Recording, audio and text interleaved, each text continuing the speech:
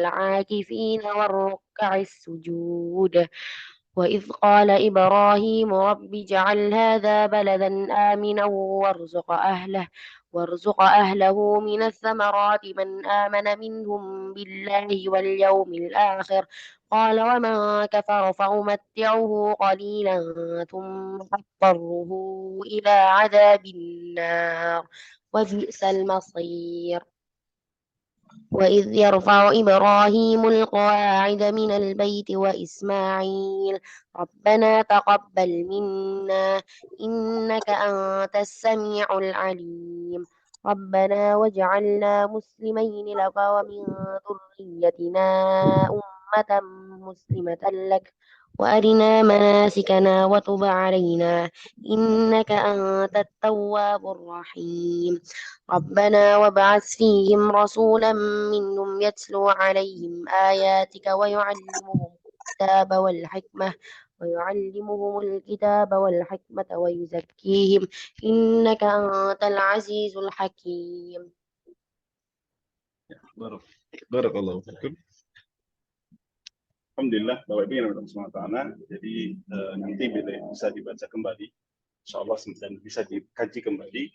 Ini adalah ayat yang saya senantiasa mengingatkan pada jamaah umrah untuk membacanya, membaca artinya, dan kalau bisa disempatkan untuk mentadabburi isinya.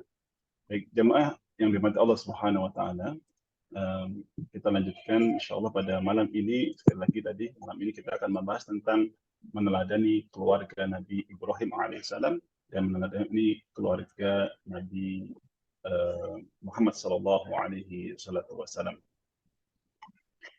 Baik Bapak Ibu yang dirahmati Allah Subhanahu wa taala, kenapa sih kita harus meneladani atau mengambil ibrah dari dua rasul ini? Karena yang jelas bahwasanya Allah Subhanahu wa taala menyatakan di dalam Al-Quran, di dalam diri Nabi Ibrahim alaihissalam dan Nabi Muhammad sallallahu alaihi wasallam ada suri tauladan atau uswatun hasanah yang harus kita ambil pelajarannya. Allah Subhanahu wa taala berfirman di dalam Al-Quran surah Al-Mumtahanah, Allah Subhanahu wa taala berfirman, "Qad kanat lakum uswatun hasanatun fi Ibrahim wallazina ma'ah." Sungguh telah ada bagi kalian uswatun hasanah, suri tauladan yang baik di dalam diri Nabi Ibrahim dan orang-orang yang bersamanya. Kemudian di dalam ayat yang lain Allah Subhanahu wa taala berfirman di dalam Quran surah Al-Ahzab ayat 21, Allah Subhanahu wa taala berfirman, "Laqad kana lakum fi Rasulillahi uswatun hasanah." Dan sungguh-sungguh telah ada bagi kalian suri tauladan yang baik pada diri Rasulullah sallallahu alaihi wasallam, Nabi Muhammad sallallahu alaihi wasallam, uswatun hasanah.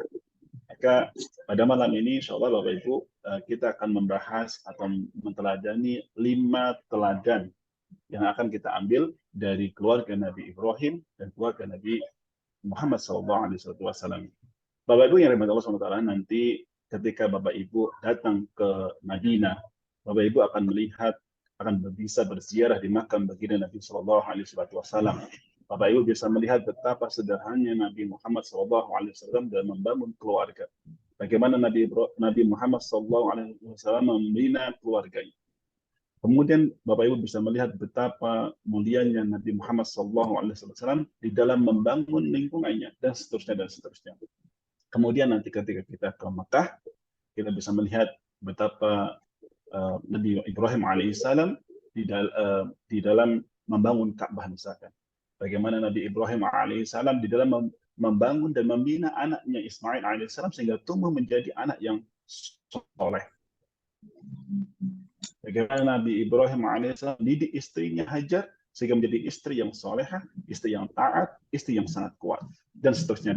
Makanya nanti insya Allah kita akan mempelajari 5 hal dari keluarga Nabi Ibrahim dan keluarga Nabi Muhammad SAW. Bapak Ibu yang dirahmati Allah, teladan yang pertama adalah ketaatan kepada Allah adalah kunci dari kesuksesan sebuah keluarga. Sebagaimana tadi yang kita baca di dalam Quran surat Al-Baqarah ayat 124. Allah Subhanahu wa taala berfirman, "Wa idz batala Ibrahim rabbuhu bikalimatin fa'atammahun. Qala inni ja'iluka lin-nasi imama." Allah Subhanahu wa taala berfirman, dan ingatlah ketika Ibrahim alaihissalam diuji Tuhannya dengan beberapa kalimat, lalu dia Ibrahim melaksanakannya dengan sempurna, maka Allah Subhanahu wa taala kemudian berfirman, sesungguhnya aku menjadikan engkau sebagai pemimpin bagi seluruh manusia.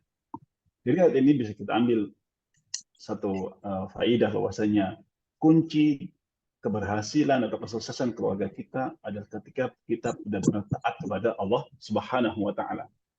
Sebagaimana misalkan kita bisa melihat ujian Allah kepada Hajar ya, ketika kepada Ismail dan kepada Nabi Ibrahim alaihissalam. Ketika Nabi Ibrahim diperintahkan untuk meninggalkan Hajar dan Ismail kecil di Mekah, di mana Mekah itu adalah bumi yang tandus pada waktu itu. Tapi karena keyakinannya kepada Allah bahwa ini adalah perintahnya Allah Subhanahu wa taala dan perintah itu harus ditaati, maka Nabi Ibrahim alaihissalam meninggalkan Hajar dan meninggalkan Ismail di Mekah. Kemudian seorang Hajar yang taat kepada suaminya dan taat kepada Allah Subhanahu wa taala hanya bertanya, memastikan, mengkonfirmasi kepada Ibrahim alaihissalam, wahai Ibrahim, apakah engkau meninggalkan kami di lembah yang tandus ini karena perintah Allah Subhanahu wa taala? Maka kemudian Nabi Ibrahim menjawab, wahai ya Hajar, bahwa ini adalah perintah Allah Subhanahu wa taala. Kemudian setelah dijawab oleh Nabi Ibrahim, kemudian Nabi Ibrahim berjalan menuju Syam. Setelah itu Hajar kemudian mengatakan, kalau ini adalah perintah Allah Subhanahu wa taala, maka aku yakin bahwa Allah tidak akan meninggalkanku sendirian. Maka Bapak Ibu bisa melihat betapa luar biasanya ketika kita bisa melihat nanti ketika Ibu sa'i di situ bagaimana Hajar mencari makanan untuk Ismail, mencari minuman untuk Ismail, dia sa'i dari Sofa ke Marwah, dari Marwah ke Sofa dan seterusnya. Kemudian Allah Subhanahu wa taala berikan hadiah, kabulkan permintaannya dengan keluarnya air Zam-Zam di dekat kaki Ismail alaihissalam. Kemudian kita bisa lihat ujian ketika Allah Subhanahu wa taala memerintahkan Nabi Ibrahim alaihissalam untuk menyembelih Ismail. Ini ujian yang luar biasa. Bagaimana Nabi Ibrahim menginginkan seorang anak, kemudian anak ini tumbuh menjadi anak yang dewasa dan anak yang soleh berbakti kepada kedua orang tuanya, maka Allah perintahkan kepada Ibrahim untuk menyembelih Ismail. Ketika itu terjadilah dialog yang luar biasa antara seorang ayah dan anak. Nabi Ibrahim bertanya kepada anaknya Ismail, wahai Ismail, saya bermimpi bahwasanya saya menyembelih. Apa pendapatmu tentang mimpi ini, wahai Ismail? Maka seorang anak yang soleh, anak yang taat kepada bapaknya, anak yang taat kepada Allah Subhanahu wa taala mengatakan, wahai ayahku, ya abati, lakukanlah apa yang diperintahkan oleh Allah kepadamu, yaitu menyembelihku. Maka insya Allah kamu akan dapati aku termasuk orang-orang yang bersabar. Ketika Ismail dan Nabi Ibrahim alaihissalam taat kepada perintah Allah Subhanahu wa taala, ketika Nabi Ibrahim mau menyembelih Nabi Ismail, maka Allah Subhanahu wa taala menggantikan Ismail dengan seekor domba yang gemuk. Insyaallah. Jadi ketaatan kepada Allah kemudian diganti dengan sesuatu yang lebih baik. Kemudian ketika kita bisa lihat bagaimana Allah Subhanahu wa taala ketika memerintahkan Nabi Muhammad SAW hijrah dari kota Mekah ke Madinah. Nabi Muhammad ini adalah lahir di kota Mekah dan begitu cinta terhadap kota Mekah. Tapi diperintahkan dalam dakwahnya, diperintahkan oleh Allah untuk hijrah ke Madinah. Maka bagaimana ketika Nabi Muhammad taat kepada Allah Subhanahu wa taala untuk hijrah ke Madinah, maka Allah Subhanahu wa taala memberikan pertolongan dalam proses hijrahnya. Ketika hijrah, kemudian membangun masyarakat Madinah, kemudian menjadi kekuatan yang luar biasa, dan sampai sekarang dakwahnya bisa kita nikmati dakwah Rasulullah SAW, sehingga kita bisa memeluk agama Islam dan menikmati indahnya Islam di dalam diri kita dan keluarga kita. Maka sekali lagi, apabila kita taat kepada Allah, maka ini menjadi kunci pertama kesuksesan keluarga. Keluarga yang ingin sukses adalah keluarga yang serius dalam mentaati perintah Allah Subhanahu wa taala. Ini adalah teladan yang pertama. Kemudian Bapak Ibu yang rahmat Allah Subhanahu wa taala, yang kedua, teladan kedua adalah bagaimana Nabi Ibrahim dan Nabi Muhammad SAW mendidik keluarganya menjadi keluarga yang gemilang. Bagaimana Nabi Ibrahim ketika dijadikan khalifah, dijadikan pemimpin oleh Allah Subhanahu wa taala untuk seluruh manusia pada waktu itu, mungkin Nabi Ibrahim mengatakan atau berdoa kepada Allah Subhanahu wa taala, dan juga dari anak cucuku wahai Allah. Kemudian Allah Subhanahu wa taala berfirman, qala la yanalu ahduz zalimin. Tidak, jadi maksudnya benar dari anak cucumu juga, kecuali orang-orang yang zalim atau orang yang yang tidak baik. Maka sekali lagi, Nabi yang Allah Subhanahu wa taala bahwasanya Nabi Ibrahim itu benar-benar serius dalam mendidik anaknya. Makanya saya ingatkan pada diri saya pribadi dan pada jamaah semuanya untuk kembali mempelajari parenting nabawiyah. Bagaimana para nabi, bagaimana Nabi Muhammad SAW membina atau membina keluarganya, membina anak-anaknya, anak keturunan dan sebagainya. Kita pelajari kembali. Kemudian yang berikutnya bagaimana doa Nabi Ibrahim untuk anak dan keturunannya, agar anak keturunannya menjadi anak-anak yang soleh. Ini juga menjadi pelajaran yang berharga untuk kita. Sekali lagi Bapak Ibu harus memiliki visi yang besar untuk mendidik anaknya menjadi generasi yang gemilang, generasi yang hebat di jalan Allah Subhanahu wa taala. Sehingga Rasulullah SAW juga mengabarkan kepada kita bahwasanya Allah Subhanahu wa taala itu mencintai seorang mukmin yang kuat. Jadi seorang mukmin yang kuat itu lebih dicintai oleh Allah Subhanahu wa taala. Maka kita sebagai orang tua, di bawah Ibu di sini sebagai orang tua, maka bersemangatlah untuk mendidik anaknya agar anak-anaknya kelak, anaknya, cucunya menjadi anak keturunan yang gemilang, yang memiliki kontribusi yang besar untuk umat.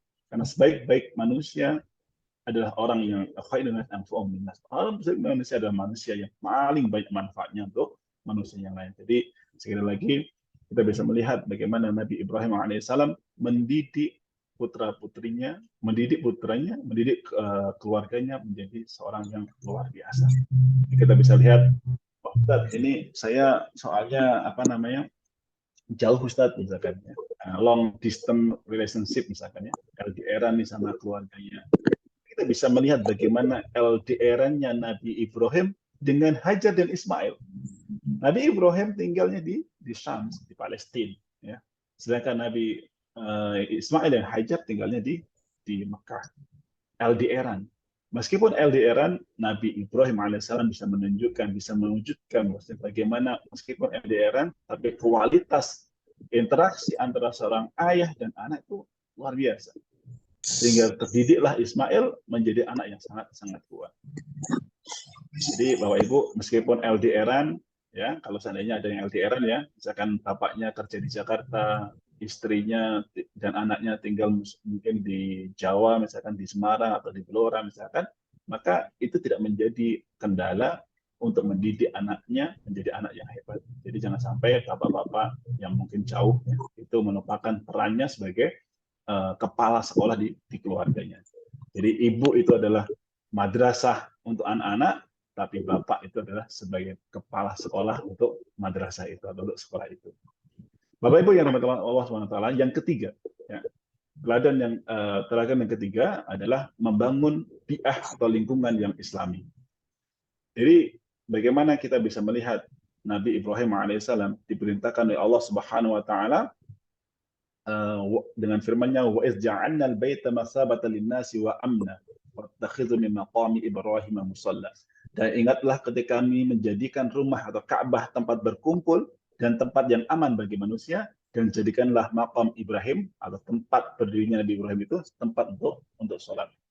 Maka yang pertama Bapak Ibu, yang penting di keluarga kita coba dilihat apakah bi'ah atau lingkungan di sekitar kita itu sudah menjadi bi'ah atau lingkungan yang bisa mendekatkan anak kita, mendekatkan keluarga kita kepada Allah Subhanahu wa taala. Kalau belum, maka kita harus berusaha untuk membangun bi'ah yang Islami di lingkungan kita. Nabi Ibrahim alaihissalam diperintahkan untuk membangun Ka'bah di Mekah bersama Nabi Ismail alaihissalam. Nabi Muhammad SAW ketika hijrah ke Madinah sampai di Kuba, maka pertama kali dibangun adalah Masjid Kuba. Ketika kemudian datang ke Madinah, maka Rasulullah SAW juga membangun masjid di Masjid Nabawi. Maka yang pertama Bapak Ibu, kalau seandainya di lingkungan Bapak Ibu belum ada masjid, belum ada tempat untuk ngaji, maka silakan dibangun masjidnya, dibuat pengajiannya. Kalau sudah ada masjidnya tapi nggak ada pengajiannya, nggak ada kajiannya, nggak ada kegiatannya, maka Bapak Ibu harus mengambil peran untuk menjadi orang yang terdepan, mengadakan kegiatan kajian-kajian Islam, kegiatan-kegiatan yang baik, kegiatan yang positif di lingkungannya. Kemudian yang kedua, jangan lupa untuk meminta kepada Allah sebuah nikmat yang besar, yaitu nikmat keamanan kepada Allah Subhanahu wa taala. Sebagaimana Nabi Ibrahim alaihissalam yang diminta oleh Nabi Ibrahim salah satunya, pertama kali diminta adalah agar Allah Subhanahu wa taala berikan rasa aman kepada keluarganya atau kepada negerinya. Wa idz qala Ibrahim, dan ingatlah ketika Ibrahim berkata atau berdoa, Rabbij'al hadza baladan amina. Ya Tuhanku, jadikanlah negeri Mekah ini menjadi negeri yang aman. Jadi nikmat aman ini luar biasa. Maka kalau Bapak Ibu tinggal di tempat yang mungkin kurang aman dalam beribadah atau mungkin kurang nyaman dalam beribadah, maka difikirkan untuk hijrah atau pindah ke tempat yang lebih aman atau lebih nyaman lagi dalam beribadah. Begitu juga kalau melihat anak-anak kita, misalkan anak kita tinggal di lingkungan yang nggak baik, maka sebagai orang tua harus berusaha untuk memindahkannya. Misalkan kalau punya anak yang kos ya, melihat ternyata kos-kosannya itu nggak baik misalkan. Wah, sudah terlanjur bayar kos 1 tahun misalkan ya, maka tidak mengapa. Meskipun kita sudah membayar 1 tahun, rugi untuk mengcancelnya, karena kalau mengcancel uangnya nggak kembali misalkan, maka nggak masalah. Lebih baik kita mengorbankan uang kos yang 1 tahun itu daripada mengorbankan masa depan anak-anak kita. Jadi sekali lagi kita harus berusaha membangun bi'ah atau lingkungan yang islami untuk keluarga kita dan untuk anak kita. Jadi ketika anak kita misalkan kos, ya harus dicarikan kos yang dekat dengan masjid, dekat dengan lingkungan yang baik. Kemudian meminta kepada Allah nikmat keamanan untuk keluarga dan untuk anak-anak kita. Kemudian yang berikutnya adalah mempersaudarakan dengan teman yang soleh. Jadi ketika Bapak Ibu datang di suatu tempat, atau mungkin anaknya, sebagai saya contoh misalkan anaknya kos atau kehilangan kuliah dan sebagainya, maka carikan teman yang baik, yang soleh untuk anak-anak kita. Kalau kita nggak bisa mencarikan, maka minta kepada Allah agar Allah Subhanahu Wa Taala mempertemukan anak kita dengan teman-teman yang soleh-soleh. Nah, kita bisa melihat bagaimana kisah kaum Ansor dan kaum Muhajirin yang begitu sayangnya sampai diabadikan di dalam Al-Quran. Allah Subhanahu wa taala berfirman di Al-Qur'an mengisahkan kisahnya kaum Ansor dan Muhajirin, di mana kaum Ansor itu yang sudah beriman sebelumnya maka mencintai kaum Muhajirin yang datang dari Mekah ke Madinah. Kemudian orang-orang Ansor itu mencintai melebihi dirinya sendiri. Meskipun mereka butuh, walau kan Nabi yang khusus. Dan kita bisa lihat bagaimana Rasulullah SAW juga mempersaudarakan orang Ansar dengan Muhajirin dan seterusnya. Maka ini teladan yang ketiga, Bapak Ibu, tolong kita untuk berusaha untuk mengambil atau membangun bi'ah atau lingkungan yang Islami untuk keluarga kita dan untuk anak-anak kita. Kemudian yang keempat adalah mengambil peran atau berperan dan jangan baperan. Ini mungkin bagaimana kita bisa lihat dari keluarga Nabi Ibrahim dan Nabi Ismail. Nanti Bapak Ibu bisa baca sendiri lebih detail ya di Quran atau mungkin di kitab-kitab yang lain, yang bagaimana keluarga Nabi Ibrahim dan juga bagaimana keluarga Nabi Muhammad SAW. Ini sekali aja. Baik, yang keempat, ambil peran atau berperanlah dan jangan baperan.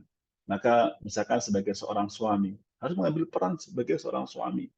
Peran seorang suami itu adalah menjadi pemimpin di keluarganya, mencari nafkah, memastikan harta halal yang dimakan oleh anak dan istrinya, dan seterusnya.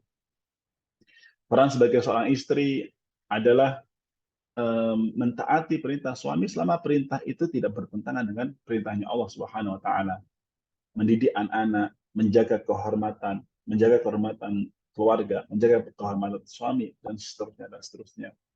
Maka coba bayangkan seandainya Hajar itu baperan misalkan ya, ketika ditinggal oleh Ibrahim di Mekah bersama Ismail misalkan, kalau seandainya Hajar baperan, nggak jadi ditinggalnya. Misalkan dia akan merengek-rengek kepada Nabi Ibrahim misalkan dan sebagainya. Tapi luar biasanya Hajar, dia mengambil peran sebagai seorang istri dan sebagai seorang ibu. Dia yakin bahwasanya Allah SWT tidak akan meninggalkan dia sendirian, maka dia taat kepada perintahnya Allah, taat kepada perintahnya Ibrahim sebagai suaminya. Kemudian peran sebagai anak.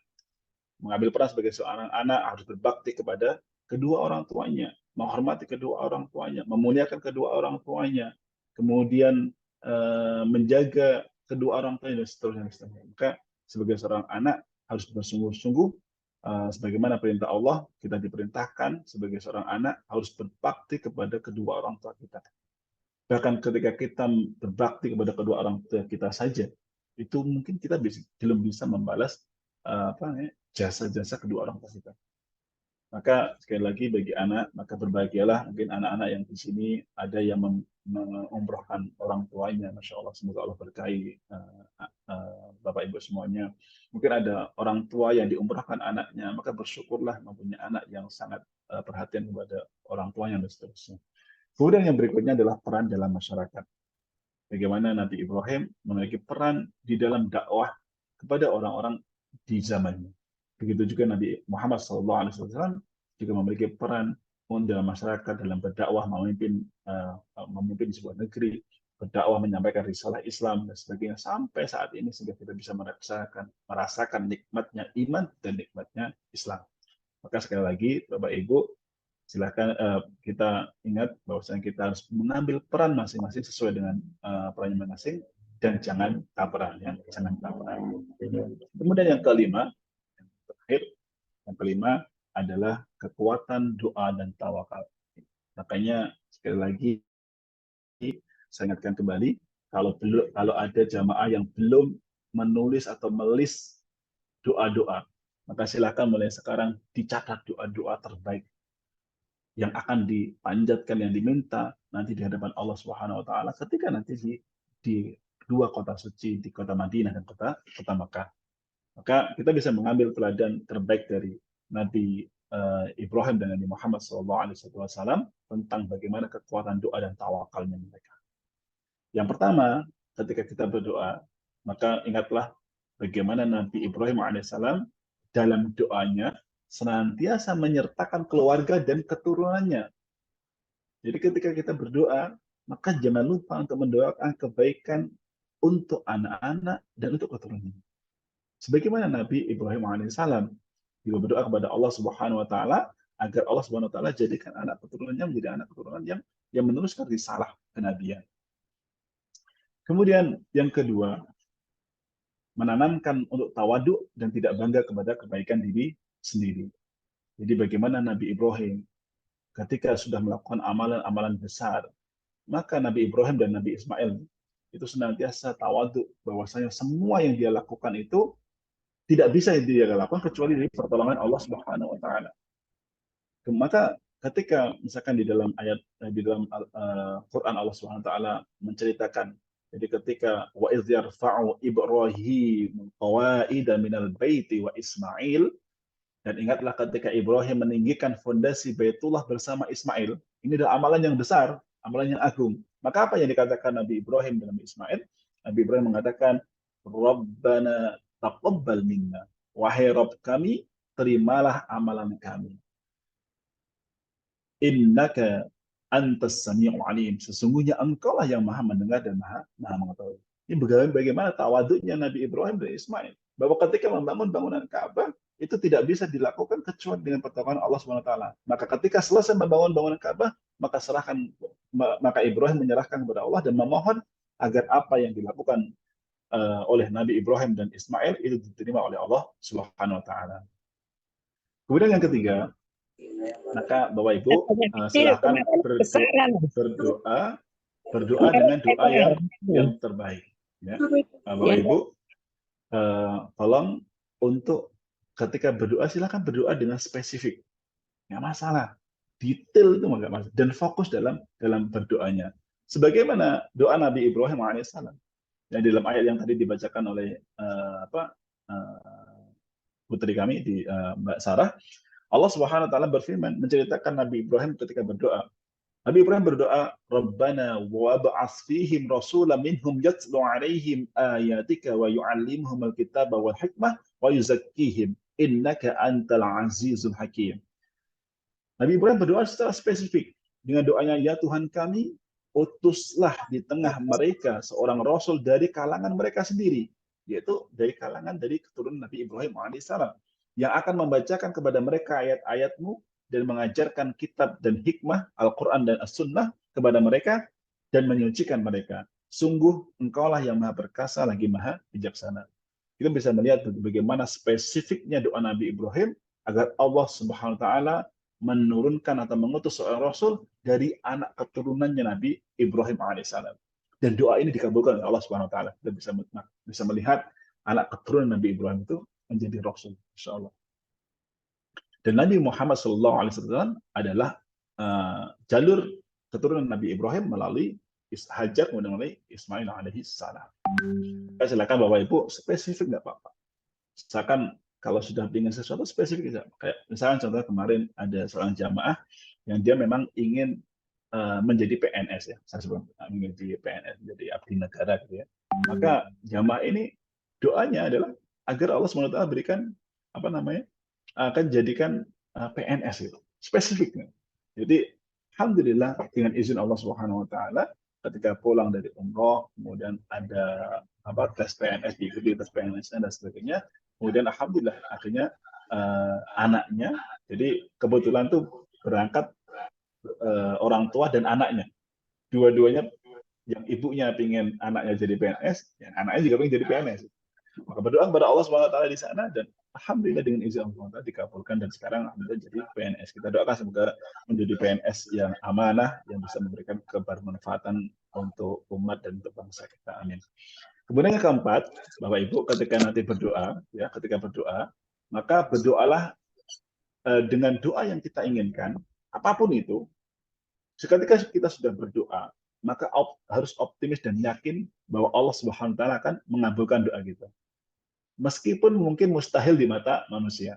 Sekarang lagi ya, mungkin Bapak Ibu punya keinginan lah, ditulis saja keinginan itu, meskipun mungkin di mata manusia itu mustahil. Tapi Bapak Ibu pingin gitu ya, pingin berdoa. Misalkan contohnya saya ingin anak keturunan saya menjadi Presiden Republik Indonesia. Ya udah ditulis aja di situ. Misalkan ya Allah saya ingin dari anak keturunanku menjadi pemimpin bangsa Indonesia yang memimpin dengan amanah, yang memimpin dengan baik dan menjadikan bangsa Indonesia menjadi bangsa yang gemah ripah loh Cinawi, misalkan seperti itu. Maka silakan berdoa dan yakinlah bahwa doa itu akan dikabulkan oleh Allah Subhanahu wa taala. Siapa tahu ketika dikabulkan oleh Allah Subhanahu wa taala mungkin putranya jenengan atau mungkin cucunya atau mungkin setelah keturunan berikutnya menjadi Presiden Republik Indonesia misalkan. Maka yakinlah ketika sudah berdoa bahwa doa itu akan dikabulkan oleh Allah meskipun mungkin mustahil di mata manusia. Kita bisa melihat ya Bapak Ibu di dalam ayat yang tadi dibacakan bagaimana permohonan Nabi Ibrahim kelihatannya mustahil di mata manusia ya. Tapi di mata Allah itu tidak ada yang mustahil. Ketika Allah kabulkan maka terjadilah. Di dalam ayat ini Allah Subhanahu wa taala misalkan Nabi Ibrahim meminta kepada Allah Subhanahu wa taala wa idz qala Ibrahim, dan ingatlah ketika Nabi Ibrahim berdoa, Rabbi ja'al hadza baladan amina. Ya Tuhanku, jadikanlah negeri Mekah ini negeri yang aman. Nah, ini doa berikutnya, warzuq ahlahu minas thamarat, dan berikanlah rezeki berupa buah-buahan kepada penduduknya. Nah, Bapak Ibu kalau bisa melihat ya di sana di Mekah itu kan tandes ya, nggak ada tanaman-tanamannya. Tapi Nabi Ibrahim yakin dan minta kepada Allah agar diberikan rezeki buah-buahan di Mekah. Dan sekarang kita bisa lihat ya, Bapak Ibu di Mekah itu buah-buahnya banyak sekali ya. Bahkan mulai saya tuh ingat itu kalau nggak salah, kalau kebetulan istri saya itu suka buah kesemek nih. Di Mekah itu juga ada ternyata buah kesemek gitu ya. Jadi akhirnya beli itu di toko buah itu buah kesemek gitu. Masya Allah. Buah-buahan banyak di kota Mekah. Tapi mungkin bagi manusia kelihatan mustahil, tapi ketika Allah SWT kabulkan, maka jadilah gitu. Maka yakin ketika Bapak Ibu sudah berdoa, yakin doa itu dikabulkan oleh Allah Subhanahu wa taala. Nah, sekali lagi Bapak Ibu, ada 5 teladan agar Allah Subhanahu wa taala jadikan keluarga kita menjadi keluarga yang sakinah mawaddah di dunia dan Allah kumpulkan kita di surga. Teladan yang pertama adalah kunci kesuksesan, kunci kebahagiaan di dalam keluarga adalah ketaatan kepada Allah Subhanahu wa taala. Ini yang pertama.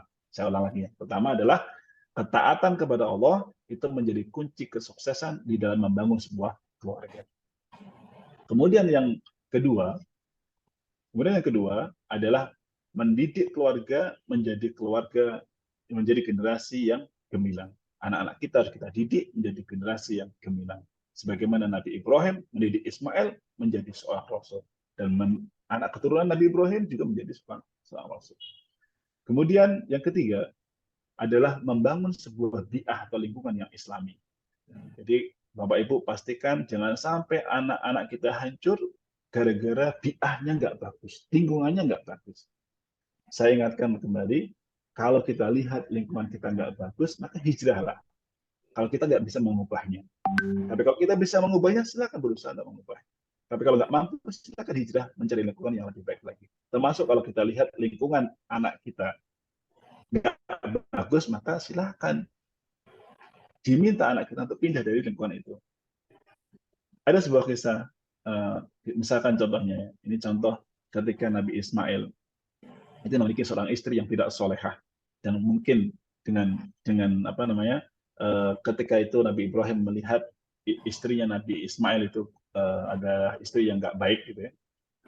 Mungkin juga dengan wahyu dari Allah bahwasanya istri ini juga tidak bisa diperbaiki, maka Nabi Ibrahim alaihissalam kemudian memerintahkan, menasihati Nabi Ismail untuk menceraikan istrinya.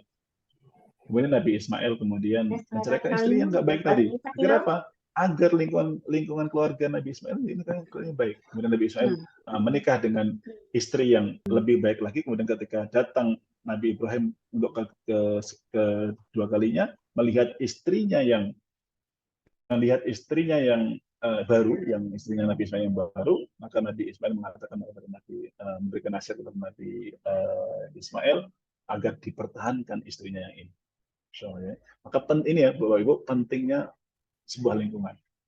Saya juga saya sedikit cerita. Saya punya ada juga teman saya itu baik awalnya, tapi qadarullah karena ada lingkungannya nggak bagus itu ketika kuliah bareng saya itu di UGM gitu ya. Jadi ada teman teman di UGM gitulah ya, di UGM ya. Karena lingkungannya nggak bagus, akhirnya yang dulunya track recordnya baik akhirnya menjadi orang yang nggak baik. Masya Allah. Tapi alhamdulillah mungkin berkat doa orang tua sehingga kemudian tersadar, kemudian bertaubat, akhirnya kembali ke lingkungan yang baik, dan alhamdulillah sekarang menjadi orang yang baik. Karena lagi-lagi lingkungan ini sangat sangat penting. Kemudian yang keempat, kita harus berperan sesuai dengan peran kita masing-masing dan jangan baperan. Yang kelima adalah doa dan tawakal. Jadi andalkan kekuatan doa dan tawakal. Dan ini yang paling penting, salah satunya ketika kita nanti umroh, jangan lupa list doa harus disiapkan. Baik, Bapak Ibu yang dirahmati Allah SWT, saya akan memberikan sedikit contoh. Nanti Bapak Ibu bisa baca doa-doa, tapi saya ambil beberapa contoh doa yang bisa dipanjatkan. Yang pertama adalah doa untuk kedua orang tua kita. Jadi doa ini penting agar kita senantiasa berdoa untuk mendoakan orang tua kita. Misalkan dengan doa Allah maghfirli wa liwalidayya warhamhuma kama rabbayani shaghira. Wahai Tuhanku, ampunilah aku dan kedua orang tuaku, ibu dan bapakku, sayangilah mereka sebagaimana mereka menyayangiku di waktu kecil. Ini doa kepada kedua orang tua. Jangan sampai kita lupa untuk mendoakan kedua orang tua kita. Baik ketika orang tua kita masih hidup, maupun orang tua kita sudah meninggal, maka banyak-banyak berdoa untuk kedua orang tua kita.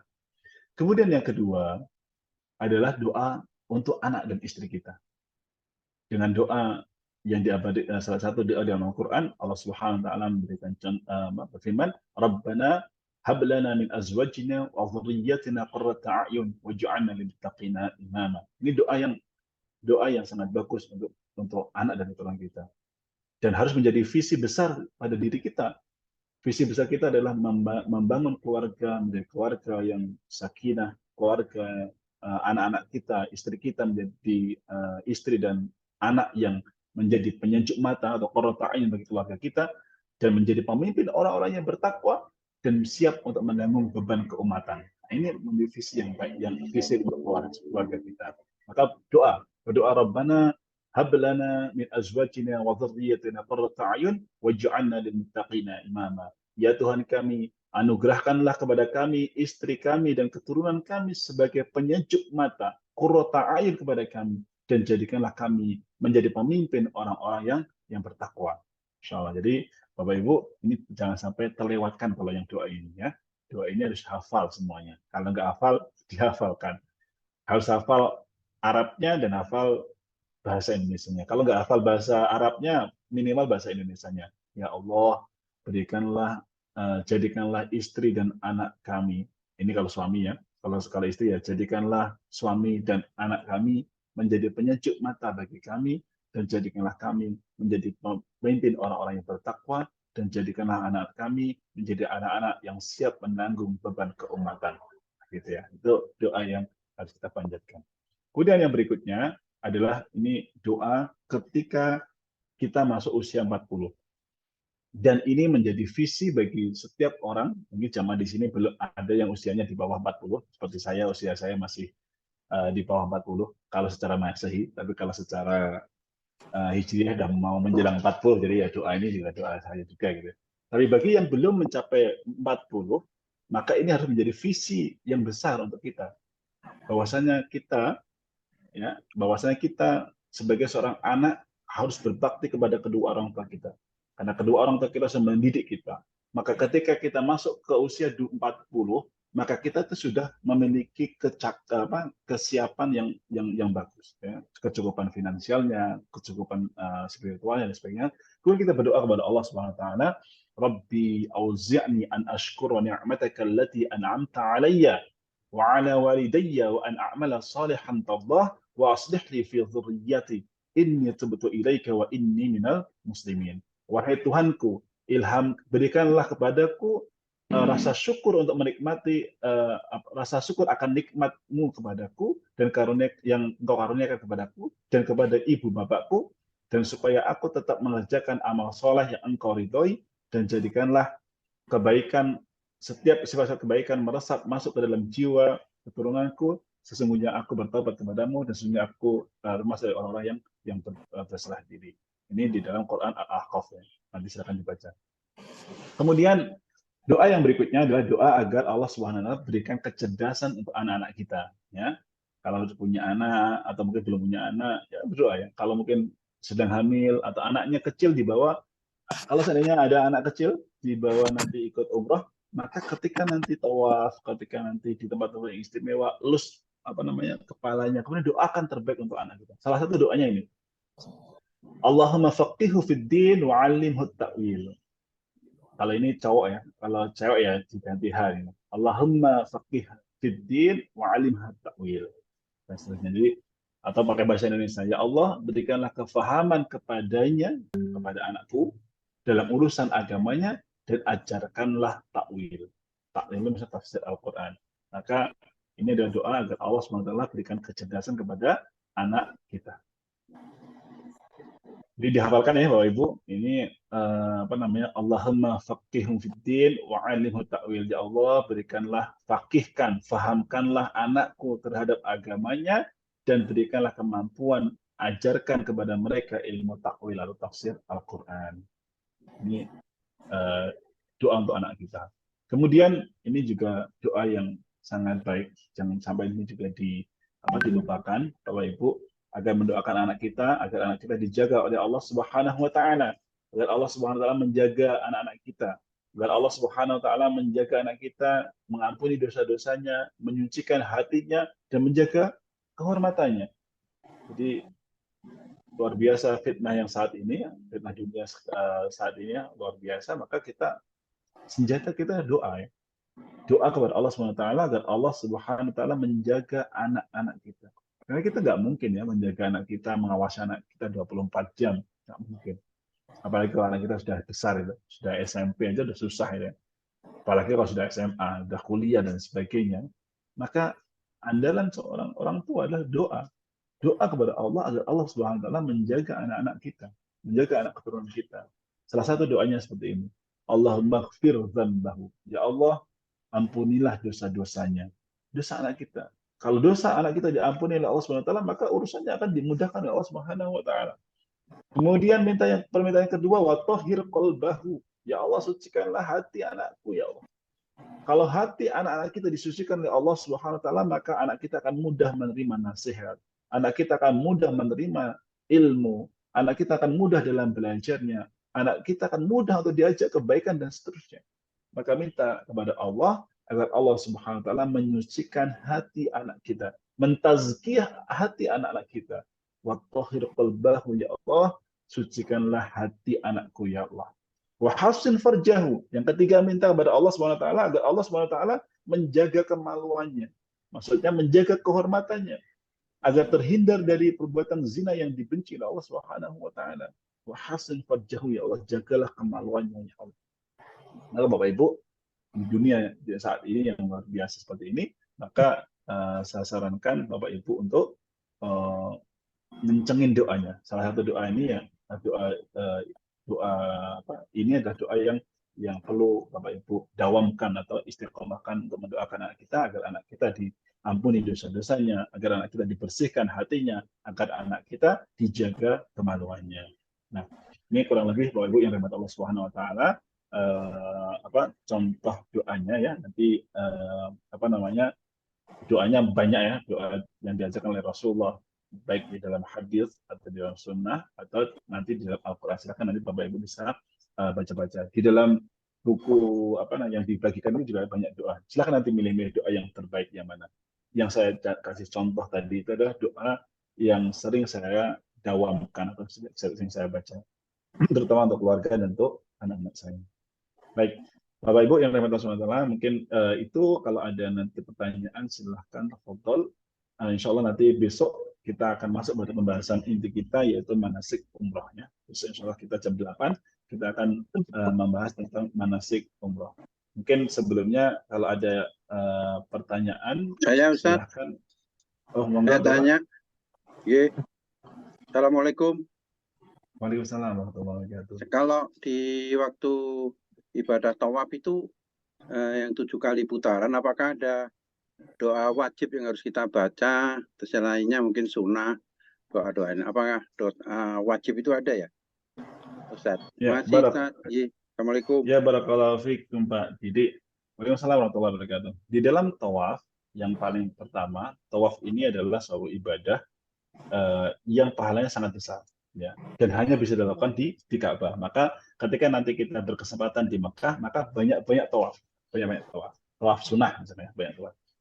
Tapi ketika nanti umroh, maka tawaf ini menjadi salah satu rukun di dalam ibadah umroh kita, ya. Maka harus tawaf, gitu ya.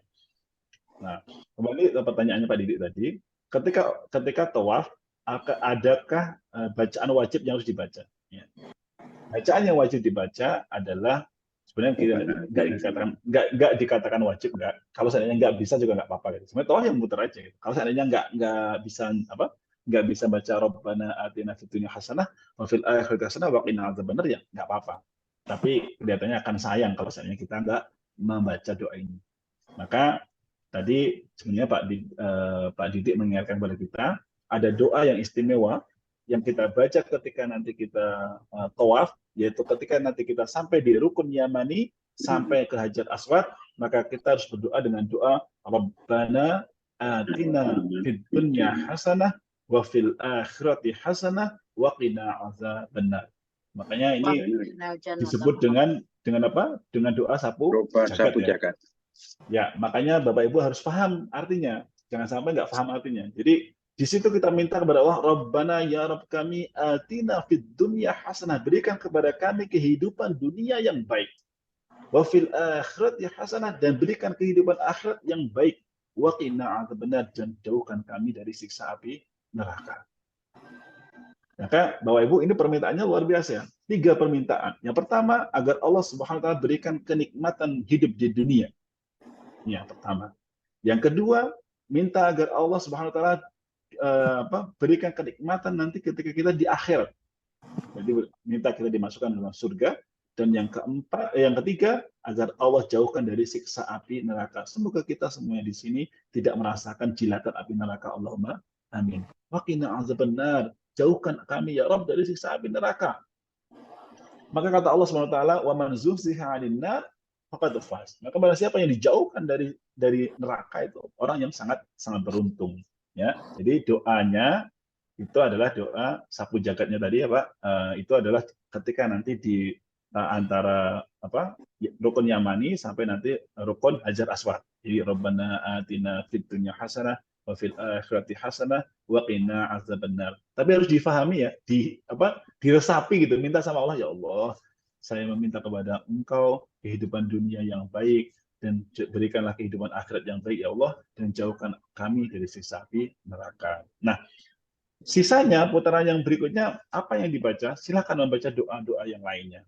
Kalau saya misalkan ya, boleh Bapak Ibu membaca doa yang ada di buku doa itu, boleh. Kalau saya biasanya punya doa sendiri ya. Misalkan mendoakan anak-anak, mendoakan keluarga, doakan usaha kita, mendoakan bisnis yang sedang kita geluti misalnya, atau sedang mau kita buka usahanya misalkan, dan seterusnya. Silakan berdoa kepada Allah Subhanahu wa taala. Karena ketika kita sedang umroh itu mulai dari nanti kita niat ya, sampai nanti kita tahallul itu, dan kemudian ketika nanti di tawaf salah satunya, itu doa kita ada doa yang sangat mustajab, doa yang akan dikabulkan oleh Allah Subhanahu wa taala, sebagaimana janji Allah melalui lisan baginda Nabi sallallahu alaihi wasallam, orang yang berumrah ketika meminta maka fa'atahum, maka Allah Subhanahu wa taala akan memberikannya. Ngerti nggih Pak Didi? Barakallahu fiik. Ada lagi? Itu tangannya pakai melambai enggak ya waktu baca doa sapu jagat? Oh enggak. Jadi kalau berdoa itu ya, barakallahu fiik. Jadi ketika nanti doa sapu jagat, tangannya biasa saja. Boleh nggak Ustaz kalau seandainya saya mengadakan seperti ini, kalau berdoa ya boleh-boleh saja. Tapi sebenarnya syariatnya berdoa, baca doa aja biasa seperti biasa. Nanti ketika kita melewati rukun Yamani, nanti kita usap ya. Kalau kita bisa ya Pak, di sudutnya rukun Yamani itu bisa diusap. Nah, kalau seandainya jenengan, bapak-bapak, ibu-ibu yang sudah pernah umroh, atau yang belum pernah umroh tapi berani gitu, maka bisa nanti nggak usah ikut rombongan barengan gitu ya.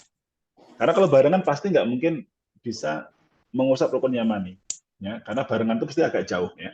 Tapi kalau bapak ibu mau umroh sendiri, memisahkan dari jamaah umroh bareng-bareng itu, maka itu lebih bagus sebenarnya ya, bisa menikmatinya. Tapi kalau berani ya, kalau nggak berani ya jangan gitu ya.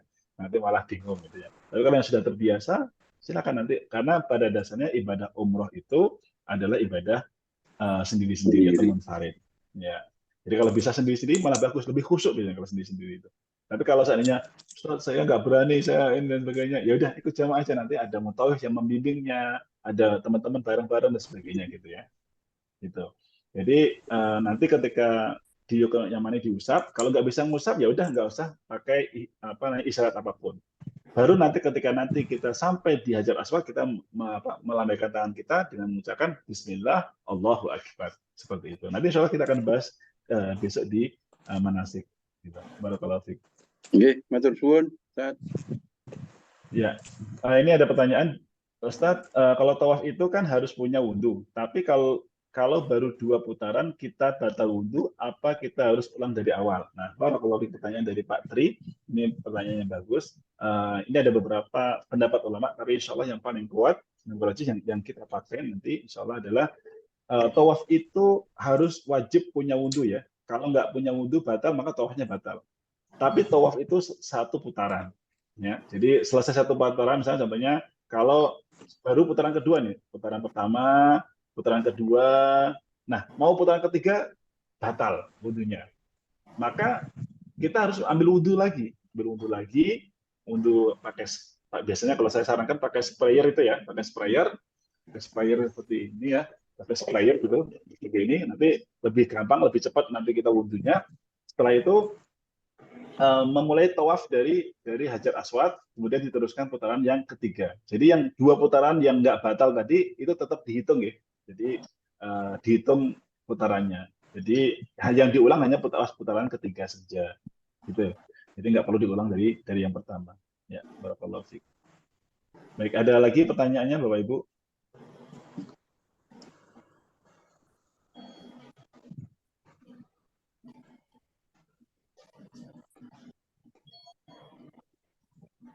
Dari oke. Atau pertanyaan yang lain, monggo silakan. Kalau ada yang pertanyaan silakan di open mic-nya, silakan nanti. Assalamualaikum, Ustadz. Saya mau tanya. Waalaikumsalam. Badal untuk orang tua, apakah syaratnya harus sudah meninggal atau orang tua yang belum? Ya, barakallahu fiik. Jadi untuk badal, syarat yang orang yang akan dibadalkan yaitu yang pertama adalah yang memang belum pernah umroh, kemudian sudah meninggal dunia atau memang sepuh dan nggak bisa menunaikan ibadah umroh itu. Uzur. Jadi kalau Uzur seandainya ya. sudah uzur dan memang nggak mungkin menunaikan ibadah umroh, meskipun masih hidup silakan dibadalkan, nggak masalah, gitu ya. Jadi boleh. Jadi kalau seandainya memang nggak mungkin melakukan ibadah umrah ya dibadalkan saja. Tapi kalau masih mungkin, misalnya contohnya saya punya anak masih masih sehat gitu kemudian dibadalkan ya nggak boleh itu. Karena suatu saat dia akan bisa umrah insyaallah taala. Gitu. Gitu ya, Bu. Kalau untuk keluarga yang misalnya dia sakit pikirannya gitu bisa, Ustaz? Ya, kalau sakit pikirannya karena dia nggak punya kewajiban untuk itu ya, Bu ya. Kalau seandainya memang sakitnya sejak awal ya nggak perlu dibadalkan ya. Kalau karena dia nggak punya hukum untuk itu ya. Karena kalau sudah diangkat akalnya dia nggak terbebani syariat. Maka kalau sakitnya dari awal sejak kecil gitu, maka nggak perlu dibadalkan. Tapi kalau sakitnya sudah kadang-kadang ada sakitnya itu sudah dewasa gitu ya, sakit, maka silakan dibadalkan, nggak masalah. Kayak stres gitu ya, Ustaz ya? Ya, stres. Kan usianya sudah balik, sudah usia 40, stres, kemudian belum pernah umrah, mau dibadalkan, insya Allah, silakan, nggak masalah. Terima kasih. Assalamualaikum. Tapi syaratnya kita harus sudah umroh dulu ya, yang Betul, membadalkan betul. ini. Betul ya, Ya. makasih Pak. Jadi Ya. syaratnya yang mau badal umroh itu harus pernah umroh. Makanya di sini nanti umroh yang pertama bagi yang belum pernah umroh maka niatnya untuk dirinya sendiri. Umroh yang pertama. Ini bagi yang belum pernah umroh. Kemudian nanti insya Allah di hari ketiga biasanya nanti kita ada city tour Mekah. Nah di situ nanti kita akan melewati sebuah mikot, ya. Misalkan di Tanim atau di mana nanti atau di Hudaybiyah tergantung nanti trip city tournya seperti apa. Maka ketika di mikot kita bisa memulai meniatkan untuk umroh dan diniatkan untuk seseorang untuk badal. Ya, itu boleh. Kalau umroh yang kedua, silakan nanti dibadalkan. Tapi satu badal umroh hanya untuk satu orang, nggak boleh dijamak. Saya badalin mbah saya, mbah itu, mbah A, mbah B, mbah C, ya nggak boleh ya. Harus satu kali umroh hanya satu orang. Gitu. Nah ini ada pertanyaan lagi, kalau bawa anak bayi yang masih pakai popok itu bagaimana Ustaz? Apakah boleh dibawa masuk masjid dan ikut sepanjang ibadah? Boleh dibawa di sepanjang ibadah, kemudian juga tolong untuk dipastikan popoknya itu pakai pampersnya itu tidak mengotori masjid, ya. Begitu juga bagi bapak ibu, bagi ibu-ibu yang haid ya, kemudian kalau mau masuk masjid ya, jangan diniatkan untuk itikaf, tapi niatnya masuk masjid itu, maka silahkan memang ada beberapa pendapat ulama ya, tapi insya Allah saya lebih memilih dibolehkan untuk masuk masjid asalkan ibu yang haid tadi itu menjaga tidak mengotori masjid ya, misalnya darahnya nggak menetes ke masjid kayak gitu-gitu ya. Dan silahkan. Begitu juga kalau mau ke Raudhah. Jadi silakan, dan jangan lupa untuk didoakan ya, dilus-lus anaknya yang masih bayi, doakan menjadi anak yang tadi ya, Allahumma faqihhu fiddin, ya Allah faqihkan anak saya menjadi anak terhadap agamanya, wa alimhu ta'wil, ya Allah fahamkan terhadap tafsir Al-Qur'an gitu ya. Semoga menjadi anak yang luar biasa nanti tumbuh kembangnya menjadi seorang ulama sebagaimana doanya, kita bisa bayangkan doanya ibundanya Imam Syafi'i rahimahullah taala kepada Imam Syafi'i, sehingga ketika doanya dikabulkan maka Imam Syafi'i tumbuh luar biasa, masya Allah, dengan izin Allah menjadi seorang yang cerdasnya luar biasa. Ya, siapa tahu yang punya anak-anak di bawah umrah itu kesempatan untuk mendoakan ya. Semoga dielus terusnya, doakan yang terbaik untuk anak-anaknya. Pas tawaf kalau suami istri berpegangan tangan apakah termasuk batal wudhu? Ya, sebagian ulama mengatakan ini mengenai suami istri maupun yang non suami istri juga ya, intinya sentuhan antara lawan jenis ya. Maka ini ada tata cara, ada ininya. Jadi kalau kita akan biasanya teman-teman bapak ibu yang bermadzhab Syafi'i, mayoritas di Indonesia madzhabnya Syafi'i, ketika nanti menunaikan ibadah umrah maka mereka atau orang yang bermadzhab Syafi'i itu akan pindah menggunakan madzhab Hambali, ya, biasanya Hambali. Maka di dalam mazhab Hambali, sentuhan asalkan tidak ada nafsu ya, nggak ada nafsu hari ini, sentuhan antara suami dan istri atau mungkin kesenggol lawan jenis yang lainnya, maka itu tidak membatalkan wudhu, gitu ya. Insya Allah nggak membatalkan wudhu. Itu ya Pak Asri. Kemudian, Assalamualaikum Ustaz, kalau sholatnya duduk di kursi, apakah kita harus bawa kursi sholat sendiri? Nah, barakallahu fiik. Kalau sholatnya duduk di kursi, maka biasanya Bapak Ibu di sana itu ada kursi wakaf. Tapi namanya kursi wakaf itu juga nggak banyak. Bisa jadi dapat kursi di masjid, bisa jadi nggak dapat. Kalau di Masjid Nabawi, saya kira kursinya banyak. Insya Allah dapat. Tapi kalau di Masjidil Haram kelihatannya agak terbatas itu ya. Maka saya sarankan, kalau saya pribadi Bu, itu biasanya saya beli di sana kursi yang kecil itu saya lupa berapa real ya, 20 real atau berapa gitu. Nah, selesai saya pakai gitu, kita pakai. Dulu kemarin itu saya juga memberikan jamaah gitu kan, memberikan jamaah. Niatnya bukan untuk minta diganti sama jamaah, bukan, tapi niatnya agar Allah berikan pahala. Saya memberikan itu. Nah, selesai dipakai jamaah, ketika pulang ke Indonesia saya nggak bawa pulang, tapi saya wakafkan di Masjidil Haram gitu ya. Jadi silakan nanti boleh seperti itu. Bawa kursi lebih bagus ya. Kemudian, Ustaz, kalau tawaf di luar rangkaian umroh, apakah harus selesai 7 putaran? Juga boleh hitungan ganjil aja dan diniatkan sebagai tawaf apa? Saya pernah baca kalau tawaf sebagai pengganti tahiyat masjid, apakah benar? Barakallahu fiik, Ibu Ika. Yang pertama, tawaf itu harus disempurnakan 7 putaran. Ya, tawaf harus disempurnakan 7 putaran. Jangan cuma 3 putaran. Kemudian disempurnakan lagi dengan sholat di belakang makam Ibrahim. Ya, ini sebagian ulama mengatakan disempurnakan juga sholat di belakang makam Ibrahim. Meskipun ada sebagian mengatakan ya sudah 7 putaran sudah mencukupi. Tapi kalau saya akan ambil pendapat disempurnakan dengan sholat sunnah di dua rakaat di belakang makam Ibrahim. Kemudian namanya itu sholat, namanya tawaf sunnah itu, ya, namanya tawaf sunnah. Tawaf sunnah itu tawaf yang dilakukan ketika kita nanti masuk Masjidil Haram, dan itu sebagai pengganti tahiyatul masjid. Maka tidak perlu lagi sholat tahiyatul masjid. Dan ini lebih utama. Maka salah satu syariat ketika kita masuk Masjidil Haram itu nggak tahiyatul masjid. Maksudnya nggak langsung tahiyatul masjid, tapi kita disunahkan untuk tawaf. Dan pahalanya besar kalau tawaf. Seperti kemarin saya sampaikan, di dalam sebuah hadis yang sahih disampaikan satu langkah saja, langkah kita melangkah tawaf itu gitu, ngangkat kaki, kemudian nurunin kaki kita, satu langkah itu dicatat 10 kebaikan, dicatat menggugurkan 10 keburukan, dicatat mengangkat 10 derajat. So, satu langkah loh Bu. Nanti kalau kita langkahnya banyak gitu, misalkan tawafnya, Ustaz saya tawafnya di atas saja, atas itu kan panjang, wah itu langkahnya akan semakin banyak, pahalanya semakin besar, insya Allah. Ini Bu. Barakallahu fikum. Kemudian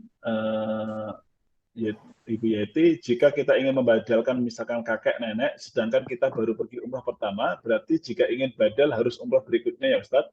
Apakah boleh kita lakukan umrah pertama untuk diri sendiri, di hari berikutnya boleh melakukan umrah untuk membadalkan kakek atau nenek, atau harus pulang ke Indonesia dulu dan baru membadalkan di perjalanan umrah berikutnya? Mohon penjelasannya. Barakallahu fikum. Jadi pertama, kalau sebelum pernah umrah, maka harus umrah yang pertama itu adalah umrah untuk diri sendiri. Yang pertama. Kemudian, apakah kita boleh umrah berkali-kali di dalam satu safar? Ini perbedaan pendapat ulama mengenai hal ini. Maka kalau saya pribadi mengambil pendapat bahwasanya ketika kita safar, dalam satu kali safar, itu kita boleh sah mengenai sah untuk umrah berkali-kali. Maka silakan ya, misalkan apa namanya, sah, saya mengatakan sah ya. Jadi ketika kita satu safar, umrohnya misalkan sekali umroh, kemudian besoknya umroh lagi, sebelum pulang ke Indonesia umroh lagi, itu secara fikih sah. Tidak ada satu ulama pun mengatakan itu nggak sah gitu ya. Tapi memang Rasulullah SAW tidak pernah melakukannya. Rasulullah tidak pernah melakukan umroh berkali-kali dalam satu safar. Maka Bapak Ibu yang mengambil pendapat bahwasanya oke, saya karena saya juga kesempatan saya hanya kadang-kadang agak jarang untuk umroh gitu kan, karena keterbatasan dan lain sebagainya, maka silakan umroh kedua. Nanti untuk nenek, nanti kalau ada kesempatan lagi umroh lagi ya sama temannya, nanti untuk kakeknya, kalau kuat ya, kalau kuat. Tapi ingat nih Bapak Ibu, saya garis bawah ya, tolong diperhatikan, umroh ini ketika kita sudah niat di mikot, itu nggak boleh dibatalkan ya. Saya ulang lagi ya. Ketika kita sudah niat umroh di mikot, maka tidak boleh dibatalkan. Kalau mau membatalkannya nanti harus bayar dam, ya, bayar nyembelih kambing. Tolong, kalau fisiknya nggak kuat, misalkan ya, jangan ikut-ikutan umroh kedua misalkan. Tahu-tahu sampai di hotel, aduh saya kok males itu, capek dan sebagainya, nggak jadi umroh lah, saya nggak, saya batalin aja, nggak boleh ya, nggak boleh seperti itu. Jadi umroh itu sekali niat harus sampai selesai, sampai tahallul, gitu ya. Itu ya Bu Yeti. Jadi kalau seandainya nanti umroh pertama untuk diri sendiri, maka umroh berikutnya silakan nanti diniatkan untuk kakek atau nenek, siap, terserah. Kemudian nanti saya doakan Ibu Yeti bisa umroh kembali, Insya Allah semoga Allah mudahkan. Jadi ketika umroh berikutnya, jadi ini trip pertama Bu Yeti. Nanti mungkin di bulan berikutnya atau tahun berikutnya Ibu Yeti umroh lagi, maka saya sarankan kalau Ibu Yeti punya seorang yang dicintai, baik itu dari ibu, bapak almarhum, atau nenek atau kakek atau siapapun yang memang belum pernah umroh dan ingin dibadalkan, maka pas waktu pertama kali silakan badalnya diniatkan badalnya untuk beliau gitu ya. Di umroh pertama waktu trip yang selanjutnya ya. Gitu. Kemudian sambungan pertanyaan saya di atas, apakah Masjidil Haram tetap disunahkan tahil masjid? Ya, kalau seandainya nggak mampu ya, Bapak Ibu, kalau seandainya nggak mampu kan ada juga bapak-bapak atau yang apa namanya yang nggak mampu sholat, nggak mampu tawaf ya, silakan nanti sholat tahiyatul masjid. Tapi kalau yang mampu tawaf ya, silakan tawaf ya, tidak perlu tahiyatul masjid. Jadi kalau yang mampu tawaf ya. Tapi kalau nggak mampu tawaf kan juga ada yang lemah secara ini ya, fisik misalkan, maka silakan sholat tahiyatul masjid. Jika Ustaz, tidak kuat berjalan, ya Ibu, silakan. kalau misalnya orang tua sudah haji, sudah umroh, terus sudah meninggal, terus kita mau umrohin lagi apa boleh ya? Badal. Nggak usah dibadalkan Ibu, kalau sudah umroh dan sudah haji nggak usah dibadalkan. Silakan nanti cari. Ya, nanti silakan kalau seandainya punya saudara atau mungkin Pak D almarhum atau siapa atau saudaranya Ibu almarhum dan sebagainya memang belum pernah umroh, silakan dibadalkan. Ya. Tapi kalau yang sudah umroh nggak perlu dibadalkan. Barakallahu fiik. Ini kalau tidak kuat berjalan jauh dan lama, sebaiknya membawa kursi roda dari Indonesia atau sewa yang ada di Masjidil Haram. Kalau saya sarankan, Ibu, kalau saya pribadi, saya lebih suka membawa kursi roda dari Indonesia. Ya, kalau punya ya, kalau terbiasa pakai kursi roda di rumah, dibawa saja. Insya Allah juga nggak merepotkan. Nanti kalau masuk, yang penting ikutin aturan aja. Ketika dimasukin bagasi, nanti diambil ketika waktu turun di bandara dan seterusnya gitu. Lebih nyaman kalau seandainya kita bawa kursi roda sendiri daripada sewa, karena sewa juga harus cari-cari gitu kan, cari-cari penyewaan dan sebagainya. Lebih enak bawa dari rumah. Tapi kalau seandainya memang nggak terbiasa pakai kursi roda, tapi jaga-jaga, main takutnya saya capek dan sebagainya, bisa enaknya gimana? Ya udah enak. Kalau memang nggak terbiasa pakai kursi roda, bisa jalan dan sebagainya, maka silakan sewa di sana. Di sana banyak penyewaan, termasuk kalau pas lagi umroh itu juga ada yang memberikan jasa mendorong dari mana itu namanya? Dari hotel Bu, dari hotel didorong pakai kursi roda sampai nanti diantar ke hotel lagi, itu ada. Jadi itu nanti biasanya mahasiswa enak pakai jasanya itu. Karena siapa? Karena yang mendorong itu orang Indonesia. Nanti kalau mahasiswanya itu mahasiswa Mesir atau mahasiswa Madinah, itu enaknya nanti dibimbing gitu, dibimbing ibadahnya gitu. Tapi kalau kita sewa di Masjidil Haram kan yang orang Arab gitu ya, maksudnya orang pakai bahasa Arab itu nggak bisa bahasa Indonesia, repot gitu. Jadi saya sarankan kalau mau pakai jasa dari dari para mahasiswa ya, baik mahasiswa di Kairo, kadang-kadang banyak dari Mesir gitu ya, di sana, atau mahasiswa Madinah. Kemudian stroller untuk bayi apakah diperbolehkan masuk di Masjidil Haram? Dan boleh ya. Stroller itu boleh masuk masjid, cuman nggak boleh masuk di pelataran bawahnya. Jadi kalau pakai stroller nanti nggak boleh masuk di bawah, di pelataran Ka'bah itu ya. Maka kalau seandainya mau masuk di pelataran Ka'bah ya berarti digendong. Kalau ambil umrah kedua dan meniatkan untuk disedekahkan kepada orang tua atau saudara yang sudah meninggal, mendiang sudah, ini tadi sudah dibahas ya. Jadi nggak usah. Jadi kalau seandainya orang tua sudah umroh atau sudah haji nggak perlu dibadalkan. Kemudian kalau seandainya tidak ada yang dibadalkan, nggak perlu umrah kedua. Maka paling bagus malah justru tawaf di Ka'bah ya. Tawaf di banyak kok tawaf aja di Ka'bah. Ustaz, mau badalin umrah kakek apa harus lelaki juga badalnya boleh kita sendiri. Nah, jadi badal itu nggak harus laki-laki untuk laki-laki, perempuan untuk perempuan nggak. Jadi boleh misalkan ibu-ibu membadalkan kakek ya. Kakek kan cowok ya, boleh. Atau bapak-bapak membadalkan nenek itu boleh. Jadi nggak masalah. Gitu. Ya, sekarang betul. Jadi bisa pakai skuter bisa, malah pakai itu remote itu ya, pakai remote itu. Ada itu di lantai 3 masalahnya.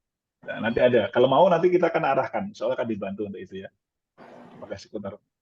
Jadi biaya pakai skuter sama dorong kelihatannya hampir sama. Ustaz, kalau tawaf sunnah itu syaratnya berapa putaran? Tadi sudah ya, 7 putaran ya. Salat tawaf itu di 7 putaran, pahalanya sangat banyak. Kemarin sudah kita bahas ya. Seperti memerdekakan budak, kemudian diangkat derajat 10 dan seterusnya. Oh, lebih murah dari sewa skuter. Terima kasih Bu Lulu jadi disampaikan. Jadi sewa skuter lebih murah. Sewa skuter aja sambil kayak main remotan gitu ya. Baik, barakallahu fiik. Ada lagi yang mau ditanyakan Bapak Ibu? Yang di lain? Baik, Ustadz, bagaimana bila safar tanpa mahram tapi pergi dengan keluarga besar? Barakallahu fiikum. Bapak Ibu yang dirahmati Allah SWT, mengenai mahram ya, ini untuk safar umrah maupun haji ini ada beberapa pendapat dari para ulama. Insya Allah kalau saya pribadi pendapat bahwasanya umrah tanpa mahram, maksudnya umrah tanpa mahram asalkan bisa menjaga menjaga diri dan aman ya, memastikan keamanannya tidak diganggu sama orang dan lain sebagainya, maka insya Allah Ta'ala itu tidak masalah gitu ya. Tapi kalau Ustaz, saya yakin harus pakai mahram, ya udah. Kalau memang yakin itu malah bagus. Itu pendapat yang sangat kuat kalau seandainya saya harus safar dengan mahram, silakan. Ya. Jadi maka silakan Bu Norma mau memakai pendapat yang mana. Insya Allah untuk umrah dan haji itu sudah dibahas panjang lebar oleh ulama mengenai hal itu. Maka insya Allah yang saya ambil adalah boleh ya, boleh dalam artian insya Allah dibolehkan tanpa mahram asalkan tadi ada syarat-syaratnya, syaratnya tidak dipastikan bisa menjaga, kemudian tidak terjadi fitnah, kemudian apalagi ini sudah ada keluarga besar sudah menjaga insya Allah. Ya, barakallahu fiik. Baik Ibu, ada pertanyaan lagi?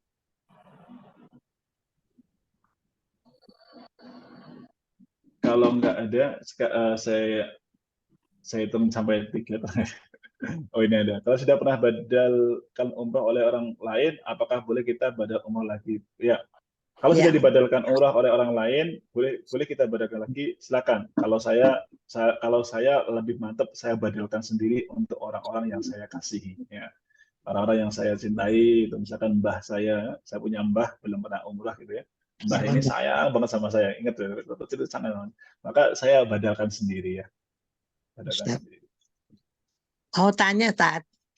Assalamualaikum warahmatullahi wabarakatuh. Mau bertanya tentang tadi untuk badal ya.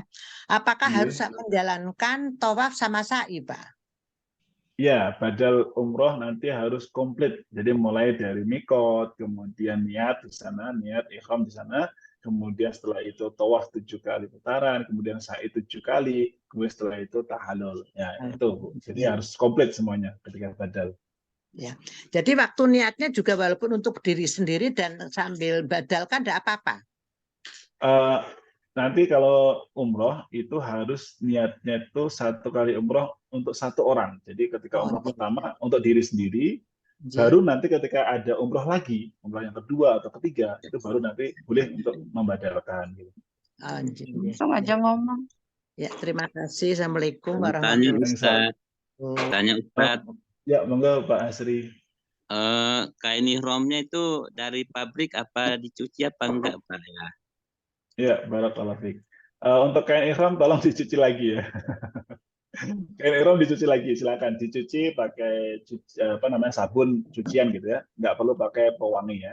Tapi boleh nggak kalau seandainya pakai pewangi, boleh saja. Yang nggak boleh nanti ya dipakai minyak wangi ya. Silakan. Dicuci ya Pak, kain ihramnya ya dari pabrik itu. Jangan kalau bisa dicuci, kalau masih ada waktu dicuci ya. Itu nggih Pak Asri. Assalamualaikum Ustaz. Oh iya, silakan Pak.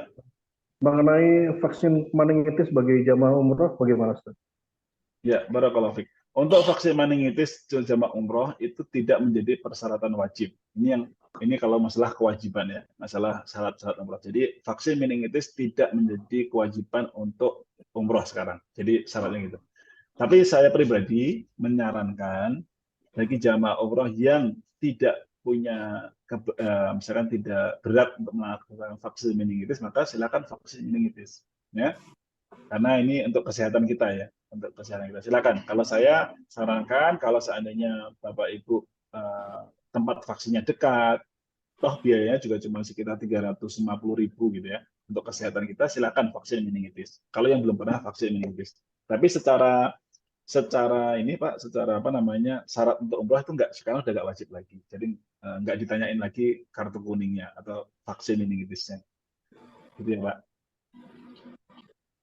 Kemudian ada pertanyaan, masuk Raudhah nanti cuma sekali ya? Insya Allah masuk Raudhah nanti sekali itu insya Allah dengan tasrehnya, tasreh yang nanti setelah berjamaah kelompok, itu sekali insya Allah. Kemudian yang kedua kalinya bisa menggunakan aplikasi nusuk.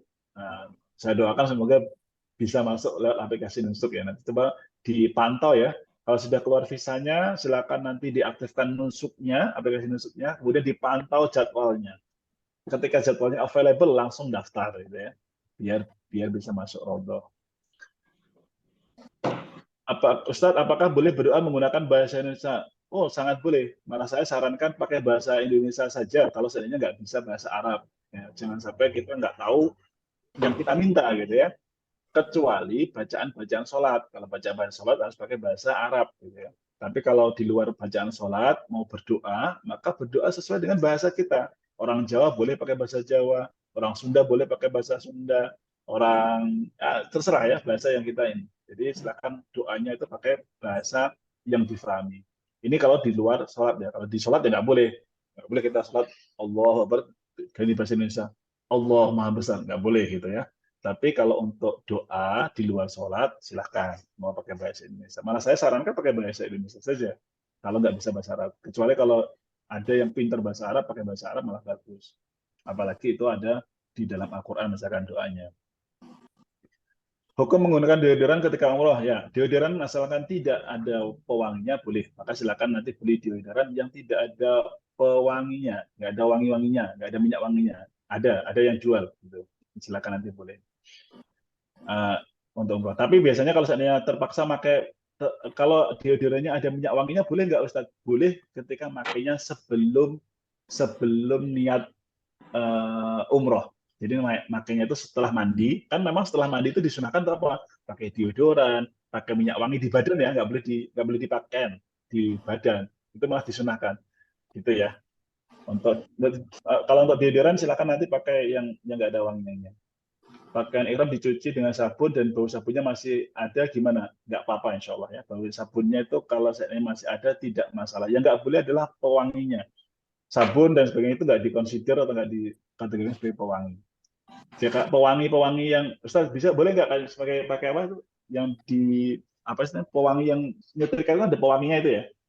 Asalkan pewanginya itu bisa hilang dalam sekian jam gitu ya, atau biasanya kan ada ya yang kalau saya laundry kan kadang-kadang dibuka tuh wangi banget gitu. Ketika sudah diletakkan di almari gitu, selang berapa hari itu wanginya sudah hilang. Nah itu nggak masalah gitu, seperti itu. Yang nggak boleh nanti yang pasti adalah ketika nanti wanginya memakai minyak wangi ketika pas ihram. Kalau Ustaz, vaksin meningitis nggak wajib ya. Aplikasi nusuk satu orang per aplikasi atau bisa rame-rame dengan satu orang per aplikasi, nggak bisa rame-rame. Caranya gimana kalau seandainya ada ibu yang sepuh yang nggak bisa aplikasi dan sebagainya? Boleh nanti log out dulu. Log out menggunakan HP yang sama bisa, cuma harus log out dulu baru login dengan loginnya orang lain. Ustaz, jika ziarah ke makam Nabi, Baqi dan Raudhah, doanya apa Ustaz? Mendoakan seperti ziarah ke makam biasa atau bagaimana? Ya, kemarin sudah kita sampaikan, kalau kita di makam Nabi, maka doanya seperti yang mengucapkan salam ya. Mengucapkan salam, Assalamualaikum ya Rasulullah warahmatullahi wabarakatuh. Kemudian kita geser ke makamnya Abu Bakar, Assalamualaikum ya Abu Bakar warahmatullahi wabarakatuh. Kemudian kita geser ke makamnya Umar, Assalamualaikum ya Umar warahmatullahi wabarakatuh. Seperti itu kita doakan. Atau dengan doa-doa yang lainnya boleh, silakan. Kalau kita ke makam Baqi dan di makam Syuhada Uhud, maka doanya secara umum doa seperti ziarah ke makam seperti biasa. Assalamualaikum ya ahli diyar dan seterusnya. Kalau ketika berdoa di saat sujud meminta dengan bahasa Indonesia, apakah boleh? Nah ini pertanyaan bagus ya. Ketika doa sujud itu kan ketika kita lagi sholat ya. Boleh nggak menggunakan bahasa Indonesia? Maka ini dibahas oleh sebagian ulama, makanya yang paling hati-hati adalah ketika kita sujud, meminta pakai bahasa Indonesia, tapi tidak boleh dilafalkan. Jadi di dalam hati ya Bu ya.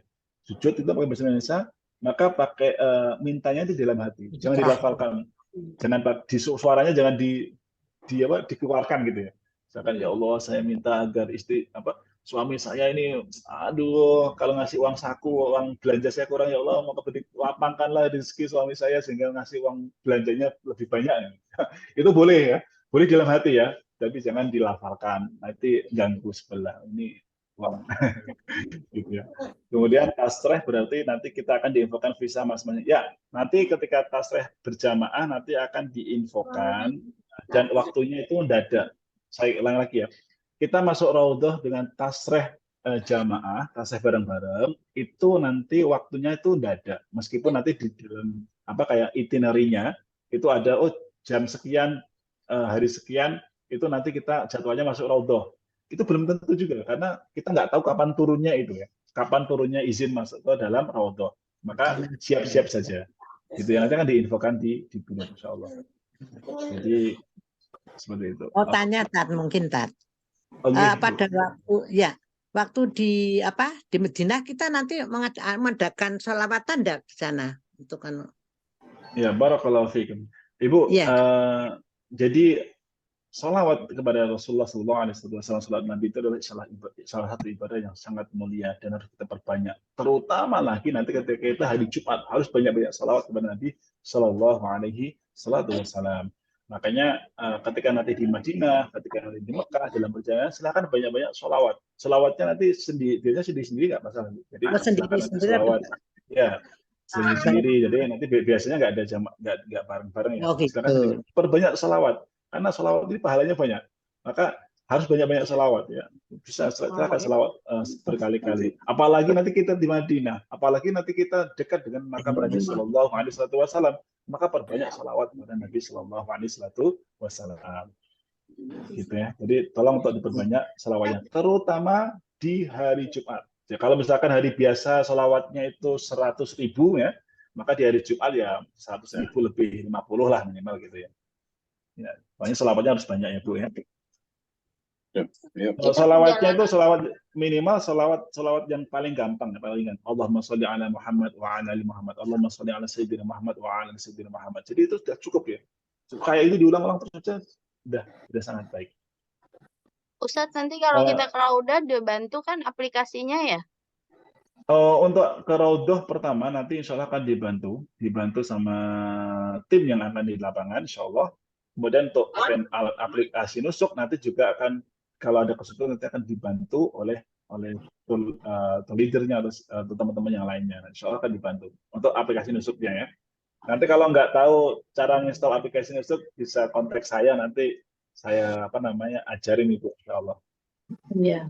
Makasih. Ya, nanti untuk aplikasi nusuk itu adalah tambahan, tapi mohon maaf, maka banyak-banyak berdoa nih ibu-ibu, terutama ibu-ibu ya, banyak-banyak berdoa semoga pas di sana aplikasi nusuknya available, bisa daftar gitu ya, karena ini memang ibu-ibu yang agak susah. Tapi kalaupun nggak dapat dengan aplikasi nusuk, insya Allah ibu-ibu masih bisa masuk dengan tasrehnya dari muasasah dari biro nanti, insya Allah gitu ya. Kalau bapak-bapak, insya Allah sepanjang pengalaman saya selalu bisa masuk 2 kali. Kalau ibu-ibu agak susah ya, agak susah. Maka banyak-banyak berdoa nih. Saya doakan semoga yang ada di sini nanti bisa masuk Raudhah minimal 2 Amin. kali ya, insya Allah. Amin. Amin. Ya, ya. Bagi yang haid, boleh nggak masuk ke Raudhah? Boleh ya. Bagi yang haid pun boleh masuk ke Raudhah, tapi tolong dipastikan tidak boleh mengotori masjid. Ya. Tapi tidak boleh sholat ya, hanya masuk saja ya. Masuk kemudian lewat. Memangnya harus pakai aplikasi nusuk Pak Ustadz untuk masuk Raudhah? Enggak. Jadi yang masuk pertama nanti enggak pakai aplikasi nusuk. Ya, masuk pertama nanti akan dibantu dengan tasrehnya muasasah. Insya Allah Musayfiz akan berusaha semaksimal mungkin dan sebaik mungkin untuk mendapatkan tasreh untuk masuk Raudhah. Ya, itu enggak perlu pakai aplikasi nusuk. Nah, yang aplikasi nusuk itu untuk dipakai untuk yang kedua kalinya, Bu. Ya, yang kedua kalinya. Jadi enggak perlu apa namanya. Kalau yang nggak mau kedua kali ya saya cukup sekali aja Ustadz, ya udah nggak usah pasang aplikasi nusuk juga nggak apa-apa. Download aplikasi nusuk nggak bisa waktu masih di Indonesia Ustadz? Bisa. Download aplikasi nusuk bisa di Indonesia. Ketika visa sudah keluar silahkan nanti registrasi. Ini harus visanya harus keluar dulu Ibu. Ketika visanya sudah keluar langsung download aplikasi nusuk. Biasanya CS Musayfiz itu langsung infokan kalau sudah visanya keluar, nanti dikasih kayak video cara install nusuk, cara register dan sebagainya gitu. Nah, ketika sudah terregister, itu dipantau ini, apa namanya jadwalnya. Biasanya kalau pas ada slot langsung daftar gitu. Ya, daftar dari Indonesia bisa nggak Ustadz? Bisa. Daftar dari Indonesia bisa. Kalau pas lagi available ya. Kalau nggak available ya nggak bisa. Berarti saya ini ya harus beli pulsa sini apa pulsa sana ya nomornya? Nomornya pakai pulsa sini saja Ibu. Jadi nggak usah perlu pakai pulsa sana. Pakai pulsa sini aja. Oh iya. Nanti didaftarkan roamingnya ya. Jadi nggak usah ganti nomor. Jadi nanti silakan didaftarkan beli paketan untuk umroh gitu ya. Nanti beli paket untuk umroh. Soalnya nanti biasanya nanti Musayfiz akan memfasilitasi kalau misalnya nanti Bapak Ibu mau untuk membeli paket umroh internetnya. Biasanya sih lebih murah sedikit daripada kita daftar di aplikasi langsung. Baik, terima kasih Ustadz. Ya. Aplikasinya bisa bahasa Indonesia. Kalau katanya kemarin, sekarang sudah bisa ada pilihannya bahasa Indonesia katanya ya. Saya belum install lagi, maaf. Ya. Dulu ini saya dapat info katanya sudah bisa milih bahasa Indonesianya. Nanti coba saya cek lagi bisa atau enggak. Yang jelas bahasa Arab sama bahasa Inggris kemarin itu. Gitu ya Bu. Baik, sudah jam 9.30. Saya buka pertanyaan satu kali lagi kalau ada. Kalau nggak ada kita cukupkan. Baik, 1, 2, 3. Alhamdulillah kita nggak ada. Baik, insya Allah nanti besok jam 8 gitu. Insya Allah saya akan standby jam 7.30-an ya.